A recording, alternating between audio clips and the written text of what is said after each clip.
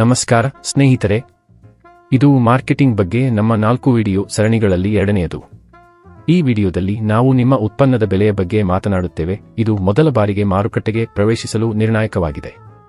ಚಕ್ನ ತಯಾರಕರು ತಮ್ಮ ಉತ್ಪನ್ನಗಳಿಗೆ ಹೇಗೆ ಬೆಲೆ ನಿಗದಿಪಡಿಸಿದ್ದಾರೆ ಎಂಬುದನ್ನು ನೋಡೋಣ. ಬೆಲೆಗಳಲ್ಲಿನ ವ್ಯಾಪಕ ವ್ಯತ್ಯಾಸವನ್ನು ನೀವು ಗಮನಿಸಿದ್ದೀರಾ? ಕೆಲವು ಆಟಗಾರರು ಪ್ರೀಮಿಯಂ ಬೆಲೆಯನ್ನು ಏಕೆ ಪಡೆಯಬಹುದು ಮತ್ತು ಇತರರು ತುಂಬಾ ಕಡಿಮೆ ಶುಲ್ಕವನ್ನು ಏಕೆ ವಿಧಿಸಬಹುದು? ಈ ವಿಡಿಯೋದ ಕೊನೆಯಲ್ಲಿ ಈ ಆಟಗಾರರು ಏಕೆ ವಿಭಿನ್ನವಾಗಿ ಬೆಲೆ ನಿಗದಿಪಡಿಸುತ್ತಾರೆ ಮತ್ತು ನಿಮ್ಮ ಉತ್ಪನ್ನಕ್ಕೆ ನೀವು ಹೇಗೆ ಬೆಲೆ ನಿಗದಿಪಡಿಸಬೇಕು ಎಂಬುದನ್ನು ನೀವು ಅರ್ಥಮಾಡಿಕೊಳ್ಳುತ್ತೀರಿ.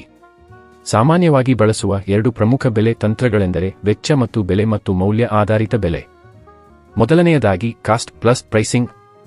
ಇದು ಲಾಭದ ಮಿತಿಯನ್ನು ಖಚಿತಪಡಿಸಿಕೊಳ್ಳಲು ಸರಕುಗಳ ಬೆಲೆಗೆ ಮಾರ್ಕ್ಅಪ್ ಅನ್ನು ಸೇರಿಸುವುದನ್ನು ಒಳಗೊಂಡಿರುತ್ತದೆ. ಬೆಲೆಗೆ ಪೈಪೋಟಿ ನೀಡುವಾಗ ಈ ವಿಧಾನವನ್ನು ಬಳಸಿ. ಬೆಲೆ ಸೂಕ್ಷ್ಮ ಸಾಮೂಹಿಕ ಮಾರುಕಟ್ಟೆಗೆ ಮಾರಾಟ ಮಾಡಲು ಇದು ಸೂಕ್ತವಾಗಿದೆ, ಅಲ್ಲಿ ಬೆಲೆ ಅತ್ಯಂತ ಪ್ರಮುಖ ಅಂಶವಾಗಿದೆ. ಇತರ ಅಂಶಗಳನ್ನು ಉತ್ತಮ ಗುಣಮಟ್ಟ, ಫಿನಿಶಿಂಗ್, ರುಚಿ, ಉತ್ತಮ ಬಣ್ಣ ಮತ್ತು ಪ್ಯಾಕೇಜಿಂಗ್ ಅನ್ನು ನಿಮ್ಮ ಪ್ರತಿಸ್ಪರ್ಧಿಗೆ ಹೋಲುತ್ತದೆ. ಉದಾಹರಣೆಗೆ, 1 ಕಿಲೋಗ್ರಾಂ ಚಕ್ನಾದ ಉತ್ಪಾದನಾ ವೆಚ್ಚವು ₹87 ನಿಮ್ಮ ಸ್ಪರ್ಧಿಗಳು ಪ್ರತಿ ಕಿಲೋಗ್ರಾಂಗೆ ₹163ಗಿಂತ ಕಡಿಮೆ ಬೆಲೆಗೆ ಮಾರಾಟ ಮಾಡುತ್ತಿಲ್ಲವೆಂದು ಭಾವಿಸಿ, ನೀವು ನಿಮ್ಮ ಬೆಲೆಯನ್ನು ಪ್ರತಿ ಕಿಲೋಗ್ರಾಂ ಚಕ್ನಾಕ್ಕೆ ₹45 ರಿಂದ 50 ಅಂಚಿನಲ್ಲಿ, ಅಂದರೆ ಪ್ರತಿ ಕಿಲೋಗ್ರಾಂಗೆ ₹163ಗೆ ನಿಗದಿಪಡಿಸಬಹುದು. ಎರಡನೆಯದಾಗಿ ಮೌಲ್ಯ ಆಧಾರಿತ ಬೆಲೆ ನಿಗದಿ. ಈ ಕಾರ್ಯತಂತ್ರವು ಉತ್ಪನ್ನದ ಬೆಲೆಯ ಬದಲು ಗ್ರಾಹಕರಿಗೆ ಗ್ರಹಿಸಿದ ಮೌಲ್ಯದ ಆಧಾರದ ಮೇಲೆ ಬೆಲೆಗಳನ್ನು ನಿಗದಿಪಡಿಸುತ್ತದೆ. ಬೆಲೆ ಉತ್ತಮ ಗುಣಮಟ್ಟ, ಫಿನಿಶಿಂಗ್, ರುಚಿ, ಉತ್ತಮ ಬಣ್ಣ ಮತ್ತು ಪ್ಯಾಕೇಜಿಂಗ್ ಅನ್ನು ಹೊರತುಪಡಿಸಿ ಇತರ ಅಂಶಗಳ ಮೇಲೆ ಸ್ಪರ್ಧಿಸುವಾಗ ಈ ವಿಧಾನವನ್ನು ಬಳಸಿ. ಬೆಲೆಗಿಂತ ಗುಣಮಟ್ಟ ಮತ್ತು ಪ್ಯಾಕೇಜಿಂಗ್ ಹೆಚ್ಚು ಮುಖ್ಯವಾದ ಮಧ್ಯಮದಿಂದ ಹೆಚ್ಚಿನ ಆದಾಯದ ಮಾರುಕಟ್ಟೆಗಳಿಗೆ ಇದು ಸೂಕ್ತವಾಗಿದೆ. ಉದಾಹರಣೆಗೆ, 1 ಕಿಲೋಗ್ರಾಂ ಚಕ್ನಾದ ಉತ್ಪಾದನಾ ವೆಚ್ಚವು ₹163ಗಳಾಗಿದ್ದರೂ ಸಹ ಉತ್ತಮ ಗುಣಮಟ್ಟ, ಫಿನಿಶಿಂಗ್, ರುಚಿ, ಉತ್ತಮ ಬಣ್ಣ ಮತ್ತು ಪ್ಯಾಕೇಜಿಂಗ್ನಂತಹ ಉತ್ತಮ ಗುಣಮಟ್ಟಕ್ಕಾಗಿ ಪ್ರೀಮಿಯಂ ವಿಧಿಸಲು ನೀವು ನಿಮ್ಮ ಬೆಲೆಯನ್ನು ಪ್ರತಿ ಕಿಲೋಗ್ರಾಂಗೆ ₹200ಗಳಿಂದ ₹250ಗಳಿಗೆ ನಿಗದಿಪಡಿಸಬಹುದು. ಇವುಗಳ ಹೊರತಾಗಿ ನೀವು ಇತರ ಕಾರ್ಯತಂತ್ರಗಳನ್ನು ಸಹ ಪರಿಗಣಿಸಬಹುದು.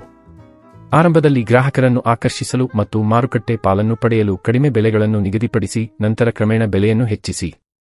ಹೊಸ ಮತ್ತು ಅನನ್ಯ ಉತ್ಪನ್ನಗಳಿಗೆ ಆರಂಭದಲ್ಲಿ ಹೆಚ್ಚಿನ ಬೆಲೆಗಳನ್ನು ನಿಗದಿಪಡಿಸುವುದು, ನಂತರ ಸ್ಪರ್ಧೆ ಹೆಚ್ಚಾದಂತೆ ಅವುಗಳನ್ನು ಕಡಿಮೆ ಮಾಡುವುದು. ಒಂದು ಉತ್ಪನ್ನವನ್ನು ಅಗ್ಗದ ಎಂದು ತೋರಿಸಲು ₹100ಗಳ ಬದಲಿಗೆ ₹99ಗಳಿಗೆ ನಿಗದಿಪಡಿಸುವಂತಹ ಮಾನಸಿಕ ಬೆಲೆಯನ್ನು ಬಳಸುವುದು. ಹಲವಾರು ಉತ್ಪನ್ನಗಳನ್ನು ಒಟ್ಟುಗೂಡಿಸುವುದು ಮತ್ತು ಪ್ರತಿ ಉತ್ಪನ್ನವನ್ನು ಪ್ರತ್ಯೇಕವಾಗಿ ಖರೀದಿಸಿದ್ದಕ್ಕಿಂತ ಕಡಿಮೆ ಬೆಲೆಗೆ ಬಂಡಲ್ ಅನ್ನು ನೀಡುವುದು. ಪ್ರೀಮಿಯಂ ಗುಣಮಟ್ಟ ಅಥವಾ ಪ್ರತ್ಯೇಕತೆಯನ್ನು ಸೂಚಿಸಲು ಸ್ಪರ್ಧಿಗಳಿಗಿಂತ ಹೆಚ್ಚಿನ ಬೆಲೆಗಳನ್ನು ನಿಗದಿಪಡಿಸುವುದು. ಮಾರುಕಟ್ಟೆಯ ಬೇಡಿಕೆ, ಸ್ಪರ್ಧೆ ಮತ್ತು ಇತರ ಬಾಹ್ಯ ಅಂಶಗಳ ಆಧಾರದ ಮೇಲೆ ಬೆಲೆಗಳನ್ನು ನಿರಂತರವಾಗಿ ಸರಿಹೊಂದಿಸುವುದು. ಮುಂದೆ ನಿಮ್ಮ ಮೊದಲ ಮೂಲಮಾದರಿಯನ್ನು ಸಿದ್ಧಪಡಿಸಿಕೊಳ್ಳಿ ಮತ್ತು ನಿಮ್ಮ ಸಂಭಾವ್ಯ ಗ್ರಾಹಕರು ನಿಮ್ಮ ಉತ್ಪನ್ನಕ್ಕೆ ಎಷ್ಟು ಪಾವತಿಸಲು ಸಿದ್ಧರಿದ್ದಾರೆ ಎಂದು ಕೇಳಿ. All the best. ವೀಕ್ಷಿಸಿದ್ದಕ್ಕಾಗಿ ಧನ್ಯವಾದಗಳು. ಹೆಚ್ಚಿನ ವಿಡಿಯೋಗಳಿಗಾಗಿ ವ್ಯಾಪಾರ್ ಕೋಚ್ ಚಾನೆಲ್ಗೆ ಚಂದಾದಾರರಾಗಿ.